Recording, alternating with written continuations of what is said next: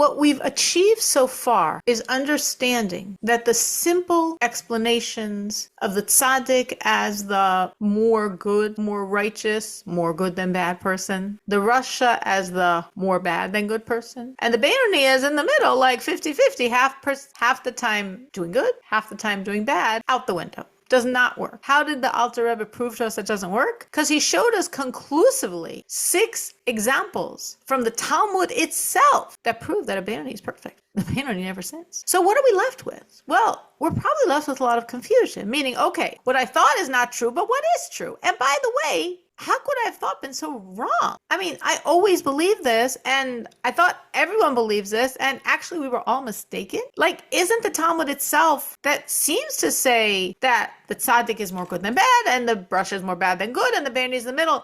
Isn't that same Talmud that we proved in 6 ways that the Beinoni is perfect? Like, is the Talmud confused? So the Rebbe is now going to allay our issues and explain to us that the Talmud's not confused, and that the Talmud understands, and we proved from 6 ways, that a Beinoni is perfect. And at the same time, this same Talmud could imply that the tzaddik is a person who's more good than bad, and the Rasha is more bad than good.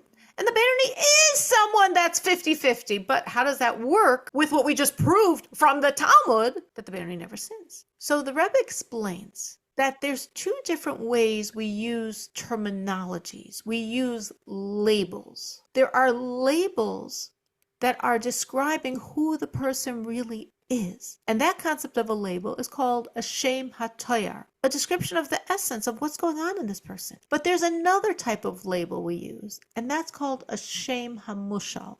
Shem hamushal means literally a borrowed term.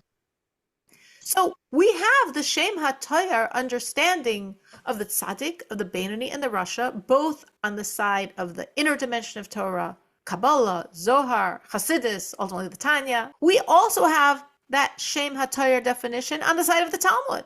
And on the Talmud, the Shem HaTayar of a Beinoni is someone who's absolutely perfect and never sins. But the Talmud also uses these terms. The world also uses these terms, tzaddik, Rasha, and Beinoni, in a borrowed way. Not as a description of really who the person is, but borrowing the terms as labels for a purpose. If I had everyone here, not in a virtual room, but in person, and we were lining everyone up in height order from 1 to 10, you might get a certain number, whatever it is. I have no clue who you are and what number you'd get. Let's pretend you're the 4th tallest person from this. So you'd be number 4. And then if I lined everyone up in order of proximity to my home, you might be the 9th person. You're so far geographically. So now suddenly your number shifted and you're number 9.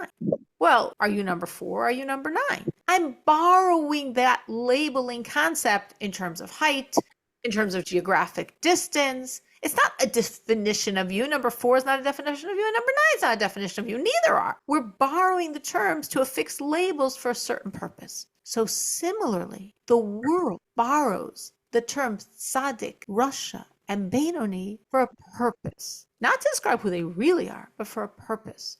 What is that purpose? That we always know that tzaddik means more good and Rasha means more bad and Beinoni means 50-50, which means you could be sinning 50% of the time, be a Beinoni, which clearly is not true, not even from the side of the Talmud. What is that purpose? That purpose is for judgment. When a person is judged, we borrow the terms, not the real definition, not the core, but as a borrowed label, like my numbers 1, 2, 3, 4, 5, 6, 7, 8, 9, 10, I'm borrowing the term tzaddik, Beinoni, and Rasha in terms of, did this person win in judgment? Tzaddik lose in judgment? Rasha, like hovering there? Beinoni, well, when is there's judgment going on? Well, there's judgments going on. Of course, we know because we will not have class next week because it's Rosh Hashanah. So we understand there's an annual judgment, which there is. Rosh Hashanah is Yom Hadin. It's the day of judgment. Who's judged? Every living human being, Jew and non-Jew, every angel, every soul who's passed away. It's judgment, and the books are reviewed, and our repentance is weighed in, and there's a judgment. So every year, every one of us is judged, and it's coming up next week, Monday night. And if a person merits in judgment, they have more good than bad. God writes for them, in general, a good year. Tzaddik in judgment. And if, God forbid, the opposite is true, Rasha in judgment. And if it's like scraping by 50-50, Beinoni in judgment. It's not only once a year. we're judged actually every night.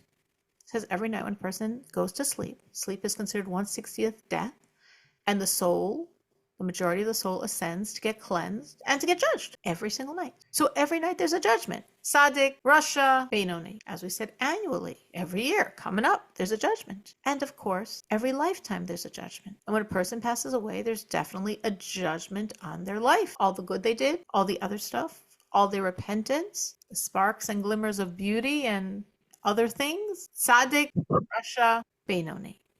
So there's judgment. And we borrow those terms, Tzaddik, Benoni, and Rasha, just like I was borrowing the numbers 1 through 10 to line up in height order, to line up in geographic order. So we're borrowing those terms for judgment. But when we borrow the terms, they're only borrowed. They're only labels to help our ranking system.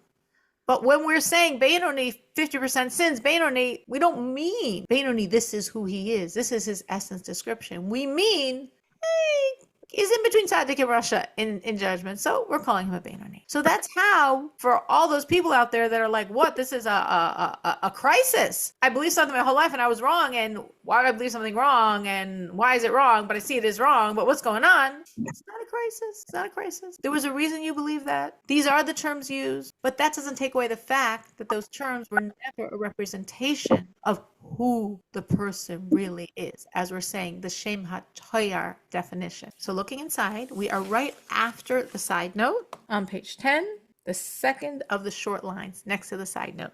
But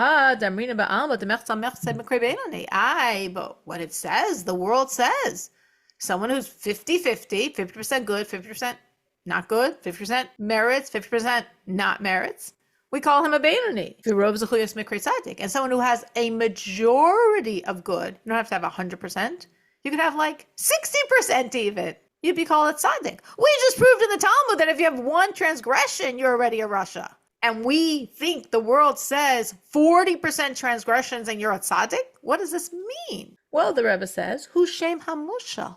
Because we're not using the term in its essence state to truly define who this person is. We are borrowing the term le'inyan schar v'onesh. If we're looking at the concept of reward, which we said is a nightly affair, is an annual situation, and is per lifetime, there's judgment, there's reward and punishment. And if a person has more merits than the opposite, they're a tzaddik in their judgment, and they will have the reward for that. But that's not a description of who they are, not according to the inner dimension of Torah, and not according to the revealed dimension of Torah. Well, why am I saying you're a tzaddik in judgment when I just proved that the Talmud itself says you can't even sin one time and be a Benoni? Because in judgment, we're not being as scrutinizing. We're looking at the majority of your actions. So a person could be called a tzaddik, vindicated, righteous, in judgment, because he did merit in judgment. Because if you are judged and you have more good than bad, the scale tipped in your favor, and you are a tzaddik in judgment, and you will merit, and you will have the positive, and you will have that good, sweet new year that every single one of us is going to have. You're a tzaddik in judgment. Aval. But if we're talking about the true meaning and definition of all the qualities, of all the levels, all the myriads of categories and subdivisions of tzaddikim, of beinonim. Remember, we said there's 500 levels of beinonim. How many levels of tzaddikim? When we're talking about the real deal definition of self, Amru Razal, our sages say, tzaddikim yetzeshov tovsham shenemar v'libi halal b'kirbi. The Talmud says that tzaddikim, their good inclination judges them. Remember, judgment judges them. And what's the proof? The proof about King David. V'libi halal b'kirbi. My heart is empty inside of me. What did David mean that his heart is empty inside of him? So our sages say, she'ein lo yetzahara ki hargo b'tainis. He has no evil inclination. He killed it with fasting. In other words, the Talmud saying by the tzaddik, the yetzer tov, synonym here for the godly soul, is judging him, meaning that's the only voice inside. He doesn't hear any other voice. There's only one judge. Now, in American courts, there is always only one judge. But in the Jewish court system, it's tribunal. There's always 3 judges. So a person doesn't have 1 judge. He has 3. But the tzaddik has 1 judge. There's only 1 voice the tzaddik hears, because as we explained, on the side of the inner dimension of Torah, which is also the understanding of the Talmud, by the tzaddik, there's only 1 voice, there's only 1 judge, no 2, no 3, 1. Just the godly soul. What happened to the other voices? What happened to the animal soul? Remember, the animal soul got subsumed in the godly. What happened to the evil inclination? That's supposed to keep, things fair. The evil inclination in the tzaddik, the Talmud knows, not only Zohar, not only the inner dimension of Torah, the Talmud knows, the evil inclination is gone. What does the Talmud say to allude to this concept? That we should see it, we should understand it. Not straight, but it's there. What's my proof that by the tzaddik, his good inclination, his godly soul judges him? A proof from King David, a proof from Psalm. V'libi halal b'kirbi. My heart is empty inside of me. My heart's missing something. What did he mean empty? Well, as we will discuss in chapter 1 and further in chapter 6, there are 2 sides, 2 ventricles to our heart, the right and the left. On the right side is the residence of the godly soul, and on the left side is the residence of the animal soul, the evil inclination. King David said, my heart is empty inside of me, because that left side, that left ventricle is empty of spiritual energy. Still existing, still pumping the blood and pumping out the carbon dioxide and pumping in the oxygen. My heart's functioning fine, but it's empty. Because what's supposed to be filling that left ventricle with spiritual energy, with spiritual poison, my evil inclination is gone. As our sages unpack this quote from Psalms to mean, She'ein lo yetzer hara. What did he mean by saying my heart is empty inside of me? He meant I didn't have an evil inclination anymore. That's what's empty from my heart. Well, that's cool. How does he not have an evil inclination? Shahargo b'tainis. He killed his evil inclination. He got rid of it by fasting. Now, we discussed when we went through those 5 categories on the side of the inner dimension of Torah, which we're now understanding is actually also the side of the Talmud. It's 1 Torah, not 2. And the Talmud agrees with everything we're saying on the inner side, as we see here. We explained that the tzaddik, the imperfect tzaddik, is working on removing his evil inclination by really loving God, therefore really hating evil, therefore destroying it. The process we call is hapcha, the transformation, really the destruction of the evil. And the perfect tzaddik is at the pinnacle, has achieved this, and so much loves God, and so much hates evil, that it can't exist inside of him. It's gone. That's what King David meant, V'libi halal b'kirbi she'ein lo yetzer hara ki hargo b'tainis. He doesn't have something in his heart. The left side of his heart's empty. It's empty of his evil inclination because he got rid of it by fasting. So it's not that we have to fast to get rid of our evil. It's one road of detachment from the physical to be able to really separate yourself and really just fuse with God's energy and look at the physical as something very different from you, like an appendage. But that's not the only road. Not every perfect tzaddik gets rid of their evil inclination by fasting. You could get rid of it by the weight of your hatred of evil, by the intensity of your love for God. King David got rid of his. The tool he used was fasting. So it's not like the fasting is what we have to do. It's get rid of the evil inclination, to have your heart empty of the evil, to be that tzaddik. And even the Talmud understands this, because the Talmud is saying, tzaddikim, yetzer tov shoftan, the tzaddikim, those ultimately righteous people, well, they only have 1 voice judging, no 3 here, only the godly. And what's the Talmud's proof? V'libi halal b'kirbi. There's something empty and missing in the tzaddik. What's empty? The sages unpack it for us. She'ein lo yetzer hara. The evil inclination's gone. So it's very interesting because a few classes ago, we spent a long time on okay, this is the Talmud's perspective. This is the inner dimension of Torah, as we see in the Zohar, as we see in Kabbalah, as we'll see in Chassidus, as we'll see in Tanya, and then in the side of the Tanya and the inner dimension, that tzaddik ultimately has no evil inclination. And on the side of the Gemara, we were like, oh yeah, tzaddik more good and Russia more bad and Beinoni in the middle. No, we're wrong. No, incorrect. That's not the Talmud's perspective. Everything we said on the side of the inner dimension of Torah is the Talmud's perspective. What we viewed as the Talmud's perspective is how the world is borrowing the terms from the Talmud to use them as ranking marks in the hierarchy of judgment.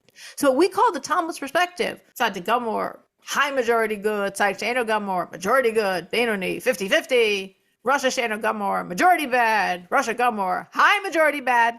That's all judgment. That's all that nightly or annual or once a lifetime situation. That's not the Talmud's perspective either. Because if we look at the Talmud, as we said, the Talmud is what gives us 6 proofs that a Beinoni can't even have a transgression. The Talmud, we're seeing, knows that by the tzaddik his evil inclination is gone. So actually the Talmud, in its syntax, in its language, which might be more obscure and covert than the language of the Zohar or the Tanya, but in its own way, the Talmud and the Zohar and the Tanya, Kabbalah, Hasidus, inner dimension, Talmud, revealed dimension, they all are saying the same thing. If we want to know the real definition, we're all the same. Okay, any questions on any of this? Any questions on any of this? Any thoughts? I just wanted to say it amazes me because we know that the Alter Rebbe took this, he gathered it from all these, different books. And think about it, now we have the internet and research.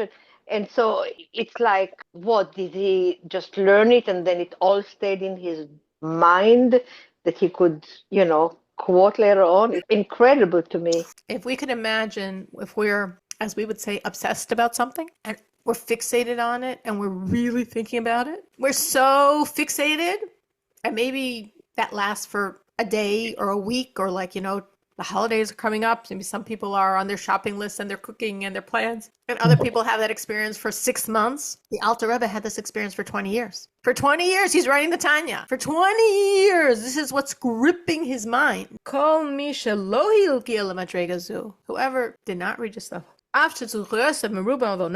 though he has a majority of good, like God willing, we all have every night, and God willing, Rosh Hashanah, we're all going to be tzaddikim. We're all going to be reading the book of tzaddikim. We all have a high majority of good. I have no question. You're on this class. High majority of good. No question. But Eino b'maylas madrega tzaddik klal. You're not a tzaddik at all. I'm just reading the book of tzaddikim. You just gave me a guarantee. You said, come to my class, you're in the book of tzaddikim. And now you're telling me I'm not a tzaddik at all? Because when you're in the book of tzaddikim, when the world says you're a tzaddik, when you have a high majority good deeds, we're just borrowing the word tzaddik to have a label. Instead of calling you 1, 2, or 3, group 1, group 2, group 3, we call you tzaddik Beinoni Rasha. We're borrowing the terms. Doesn't mean you're a tzaddik at all. We just explain. A tzaddik, as the inner dimension of Torah, Zohar, Hasidus, Tanya says, and as the Talmud says, as we just saw inside, tzaddikim yitzchov toshem shenemar v'libi chalal b'kirbi. The Yitzhar is gone, the Talmud is telling us, and a tzaddik. That's got nothing to do with high majority good deeds. You could have perfect 100% good deeds, 0% evil, and not be anywhere near that. You could be a Beinoni and not be anywhere near that. In theory, you could be a very high level Rosh Hashanah and not be anywhere near that. So we can call you a tzaddik in judgment, and you'll be written in the book of tzaddikim in judgment, and you've got nothing to do with tzaddik at all in terms of what it really means. And therefore, it says, and therefore our sages said in the Midrash, God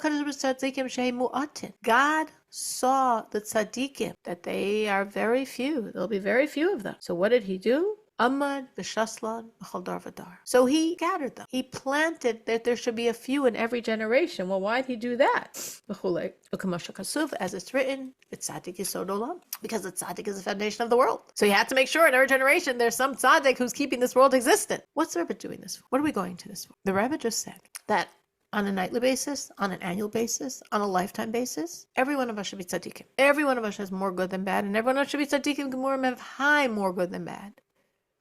And none of us are tzaddikim. None of us are tzaddikim.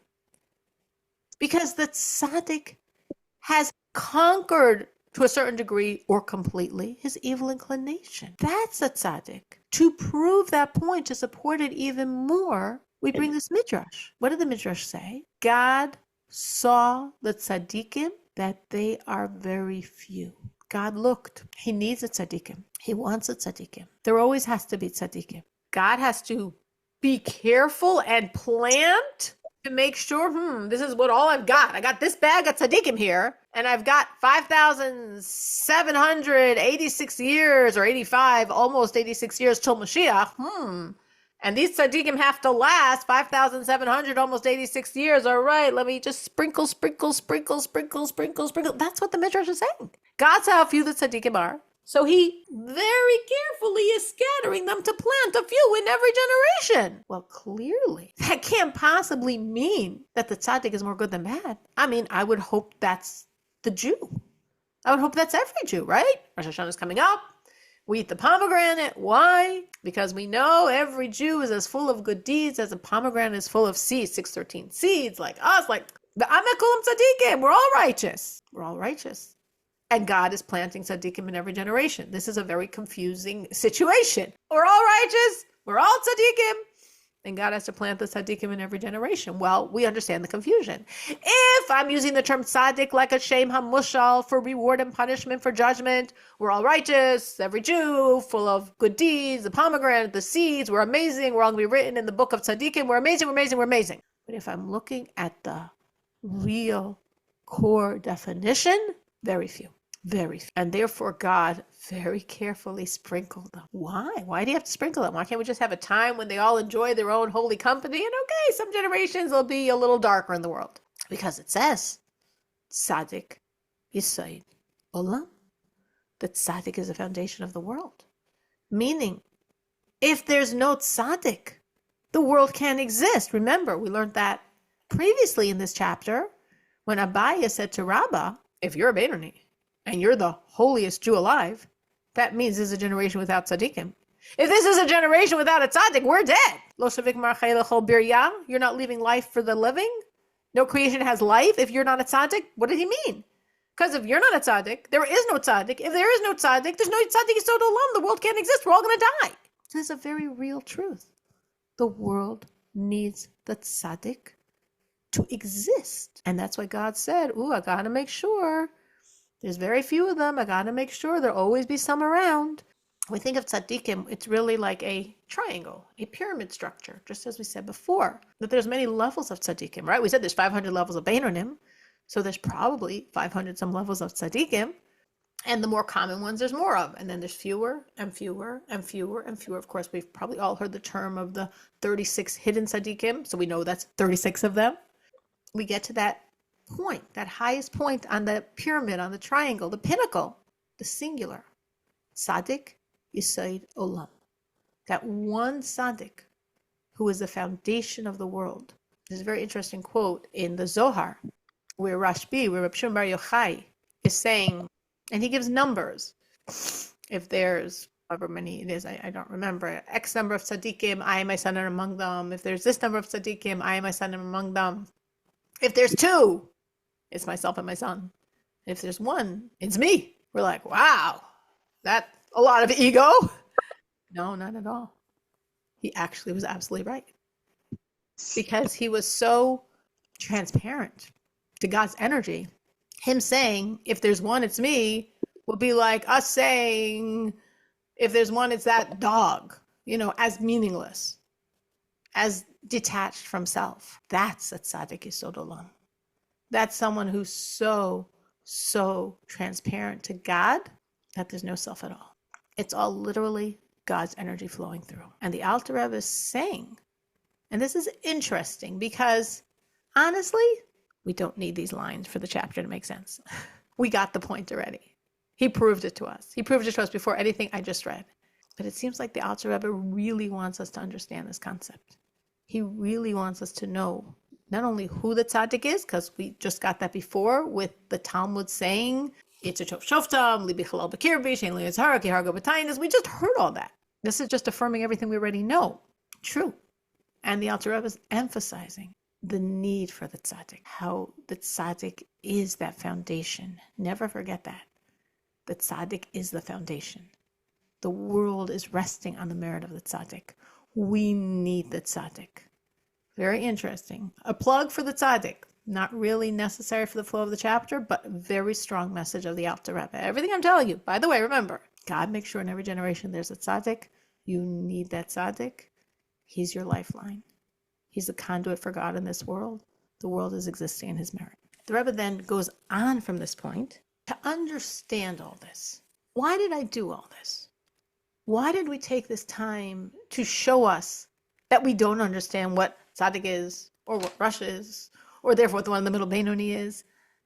Because the Alter Rebbe says, I want you to know yourself. I want you to know who you are. You are so precious. You are that potential Benoni. The Rebbe says, our Rebbe says, we're the potential tzaddik. The Rebbe says in Emor of 1991, every Jew is a potential tzaddik, as the Tanya understands the term tzaddik. I want you to understand how high you are. I want you to understand how precious you are. I want you to understand how powerful you are. Like we said, it's Rosh Hashanah's coming up, and there's so much talks and Maimurim focusing on this idea of we coronate God on Rosh Hashanah. I'm pulling God's strings. Well, if we are, how high would it be to be able to do that? We have to be higher, above, transcending God's desire to be or not to be king, if we can awaken it and pull it out. And the Rebbe analyzes this. Well, there's Elokechem, you're higher than that. There's Havaya, you're higher than that. There's the will buried within the essence of God. You're higher than that. There's within the essence of God layers you're higher than, because you've got to be higher to be able to pull out from God his desire to be king. Again, why does the Rebbe tell us that? Same idea as why the Alter Rebbe is saying this here. I want you to know who you are. Because when you know who you are, you could start actualizing it. You could start being who you are. So now, to understand all this, the Rebbe is going to give us one of the most foundational mystical concepts that are the foundation of Tanya, the foundation of Chassidus, and I would say nowadays might be just some way or another known, hopefully, by many, many Jews, even if they never actually saw it in Tanya. But until the Alter Rebbe wrote this in Tanya, it was something buried in deep Kabbalistic tomes that people didn't learn. If they learned, they didn't understand. If they understood, they never applied it in this way. What is this transformative secret that the Alter Rebbe now is exposing to the world? Secret no longer. To understand yourself. To understand your power. Why is it so hard for us to understand our power? Because we look at ourselves and we honestly might not look that holy. Might not look that amazing. And we're like, oh, the Rebbe thinks I'm higher than Hokim and Havaya, and I'm high within Atzmus HaMahus, within the essence and being of God. There's levels, and I'm high beyond the will in those levels. He doesn't really know me, because obviously he's not talking about me, because I'm not like that at all. And we say, no, you are. You are. You're like, it's nice to say that. That's in the books. I know my reality. So the Rebbe says, let me explain you to yourself. Let me explain how you look at yourself. And you don't see anyone so special looking back at the mirror. And the Rebbe, Alter Rebbe, and the Rebbe sees such power, such intensity. You and God are one. You are. How? The answer is because you have two souls. That is the point that everything else in Tanya is based on. All the 53 chapters. How can you look at yourself in the mirror and not see such a beautiful, shining with God image reflected back? When the Alter Rebbe looks and says, whoa, you're so high, you're so powerful, you're so amazing, you're one with God, you're in essence and being of God. Because the Alter Rebbe, the Rebbe, is looking at me and seeing soul. I look at me and I might see animal. So who am I? The Alter Rebbe says, on a level, you could say both. But in truth, your soul. Now, why is this such a secret?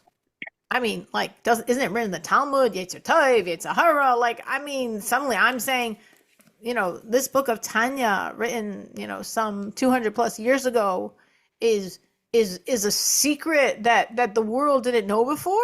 It's the Talmud's, some 1900 years ago. Not really, but 1500 plus years ago. Until the Tanya, people generally viewed themselves as a Jew who possesses a good side and a bad side. And sometimes my good side wins. We'll call it my Yetzer Tov, my good inclination. And I serve God and do the right things. And sometimes my bad side wins. And I'm not doing such beautiful things. And it could be my good side or my bad side, my good side or my bad side. The Alter Rebbe says, no.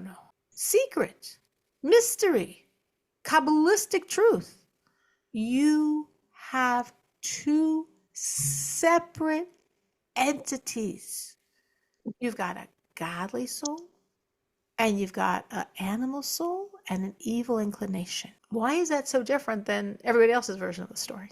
Why is it so different to say you've got a godly soul and then an animal soul and evil inclination as versus saying you've got a Yetzer Tov and a Yetzer Hara, and sometimes you listen to the good voice and you do good, and sometimes you listen to the bad voice and you don't do so good? Why is that such a radical difference? Well, it's such a radical difference because according to the first version of the story, that person who sometimes listens to their good voice and sometimes listens to their bad voice, the question is, who am I? Well, I'm sometimes good and sometimes bad. It depends which voice I'm listening to. And if I look in the mirror and it's not such a pretty face reflected back, okay, because I let the bad take over. And then sometimes I pull myself together and let the good take over. So who am I? The Alter Rebbe is saying two separate entities. You, your core, your essence and being, you are a godly soul, and that never changes.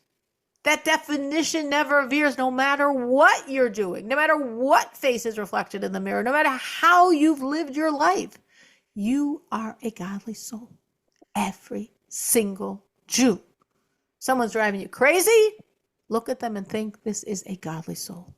A godly soul I should respect, a godly soul I should cherish, a godly soul I should understand its power. This is a godly soul. Every one of us. How we look at others, and very significantly how we look at ourselves. But I look in the mirror and the face isn't so pretty. Oh, because there's another force inside. There's an animal soul ruled by an evil inclination. And that mask might be over you. And that could be what you see in the mirror. And it's not such a pretty face. But that doesn't mean that's who you are. That means that's the force you've allowed to cover over who you are. So it's not a good situation. It's not what we want to see. But it never changes who you are. Who you are, no matter what you're doing, no matter how many years, no matter how long that mask of animal and evil is fixed to your face, who you are is a godly soul. And that never changes. And that's the critical point in understanding that there are two souls and not one. And that's why this is like in a sense, one of the most critical foundational pieces that all of Tanya flows from. Because we've just said, let me introduce you to yourself. I want you to know who you are. I want you to know your power. I want you to know you're a piece of God, a piece of God's essence and being so deep within God's essence and being that you could truly coronate him.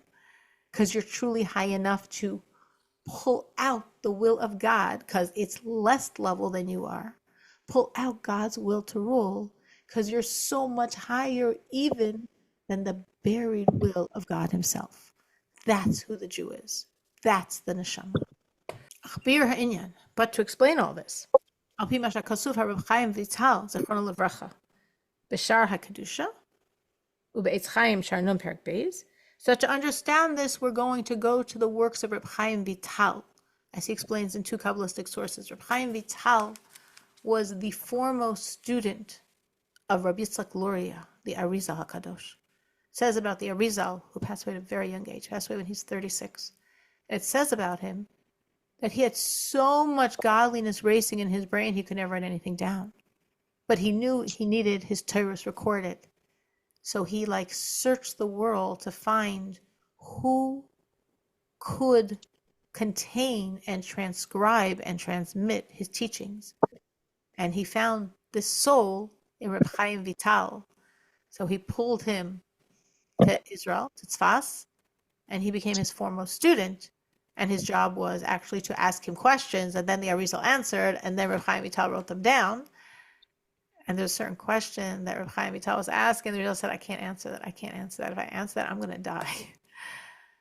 And he pushed and he pushed and he answered it. And not going to go through the whole story, but actually, that's ultimately what caused his passing. And he passed away at a very young age. But his Tairos we have forever, but none of them were written by him. All of his Tairos are recorded by Reb Chaim Vital. So in essence, this is the teaching of the Rizal. So the Alter Rebbe is saying, again, like Rachel mentioned before, it's not that the Alter Rebbe innovated this on his own. It's buried in a Kabbalistic work of Reb Chaim Vital, but not necessarily in a way that so many are going to access it. And even those that are going to access it, not that they're going to connect the dots and apply it to this very practical, avoidic service of God. So what does it say? What is this written in Shari Kedusha and Eitz Chaim? Dilakol ish Yisrael, for every Jewish person, Echad Tzaddik, Echad Rasha, whoever he is, Tzaddik, the Rasha, Yeshtei Nishamos. Every Jew has two souls. Kid Chsiv, as is written, V'neshamos ani asisi, and souls I have made. So that phrase, that proof text, V'neshamos ani asisi, is actually said, it's a quote from Isaiah, from Yeshaya, about Adam Harishon, one man. And about that first man, Adam, God said, souls I have made. So it's like, souls? No, soul, it's one. Why is he saying souls? From this we derive that every Jew has two souls. Now it's interesting, because if you look inside the language here, it says, every Jew has shtei nishamos, two souls, nishama, two of them. As it says, v'neshamos ani asisi, I made two nishamos, right? That's why we're saying every Jew has two nishamos. And then the Alter Rebbe says, shehein shtei nefashos. He switches the word on us. Well, what's a nefesh and a neshama? Isn't it like synonym soul and soul? Not exactly. The proof text from Isaiah says there's two nishamos. Reb Chaim Vital is saying every Jew has two nishamos. And the Alter Rebbe, when he's unpacking this idea and explaining to us, he says because every Jew has two nifashos. He switched the nishamos to nifashos. Is this the same thing? Not exactly. In English, it would be soul and soul. That's why I'm saying it in Hebrew. What's the difference? Well, a neshama is a much higher level spiritual entity than a nefesh. A nefesh means a godly life, a godly being, but a neshama means a really godly one. So what are we talking about here? What are these two souls inside every Jew? The godly and the animal. So I can't say shein shtei neshamos, that there's two neshamos inside of you, a godly soul and an animal soul. Because an animal soul is not a neshama. An animal soul's a nefesh. It's life. It's a spiritual life force, but it's not a high, luminous spiritual life force. It's an animal soul. So when the Alter Rebbe was talking about it, he can't say shein shtei neshamos. No, because the animal soul, I can't call it neshama. I have to call it a nefesh. So if I want a generic term that comprises both, I have to say shein shtei nifashos, because there's the nefesh eloki or neshama, both mean godly soul. And then there's the nefesh behami, not neshama, cannot use the term neshama for it, which means the animal. So that's why the Alter Rebbe says shein shtei nefashos. But then you could say, wait a minute, I get what the Alter Rebbe had to do what he did, but what's Reb Chaim Vital thinking about? For that matter, what's Isaiah thinking about? The prophet says, that God says, neshamos ani asisi. I made neshamos for one man, two of them, because there's a neshama called your godly soul and a neshama called your animal soul. But the animal soul is not a neshama. What's he thinking? What's Isaiah thinking? What's Reb Chaim Vital, who says shein shtei neshamos, thinking? So there's a few answers to that. We could basically understand that when God is talking, neshamos ani asisi, on the level of God's creation, it's not just the godly souls in neshama. The animal soul is a neshama also. But then it evolves and evolves to come into us. And by the time it comes into us, its light has been so constricted, we can't call it a neshama anymore. So on God's level, what Isaiah is talking about, what Chaim Vital is talking about Kabbalistically, yes, on its source, not only my godly, my animal soul is also a neshama. But what the Alter Rebbe is talking about, the practical avoida, our service of God, I don't have two neshamos inside of me. I got a godly soul, a neshama, and I've got a nefesh. I've got the animal. So why do I need to know this? I mean, there's a lot of interesting explanations in Tanya that I do not give you. Why am I giving you this? Because again, I think it also is something for us to understand about ourselves. Like we want to introduce ourselves to ourselves. So the Alter Rebbe is saying this very precisely. He didn't have to give this whole quote. He wants us to understand this point, which he develops later in Tanya much more extensively. You are so high, even your animal is high. To be honest, even your evil inclination is high, which we're not even talking about here. Evil inclination, that horrible force that tries to get me to sin, and hopefully I don't listen to it, and sometimes I do. The evil inclination of the Jew is an angel. That's this angel's mission. My animal soul that drives me crazy, it's a neshama. It's a piece of God's light. By God's level, neshamos aniyasisi, it's a neshama. It's a high light. Yes, God had it evolve and get crunched, get squeezed, get compressed. Forget its original reality. But buried deep inside is its origin point. Even the animal soul of a Jew start off as a neshama. Ultimately, by Mashiach, we're not going to lose our animal soul. Our animal soul is going to become one in absolute fusion with the godly. The light of the animal is going to be the light of the body. That's going to feed the soul. It's a tremendously powerful light. Every Jew on our godly dimension and even at the core of our animal dimension, we are blinding lights. Yes, so my animal soul evolves. And my animal soul had a mission. For her to do her mission properly, she has to forget who she is. Because her mission is to tempt me, so I develop the muscles by overcoming her. Her mission is to tempt me, so I crush the evil and transform the evil and do these two Kabbalistic services of Iskafia and Ishapcha and create new light for God and create Mashiach. Yes. So she has to do her job sincerely. She can't be like pretending to do the job because then she wouldn't do a very good job of it. So she sincerely forgot who she is. She sincerely is trying to get me to do all this stuff. But who is she to start off with? A beautiful, beautiful light of God. Even that's the reality of our animal. But she had to forget. But we should remember. We should remember the power. Because even on the level of animal, that's really who is the animal of the Jew.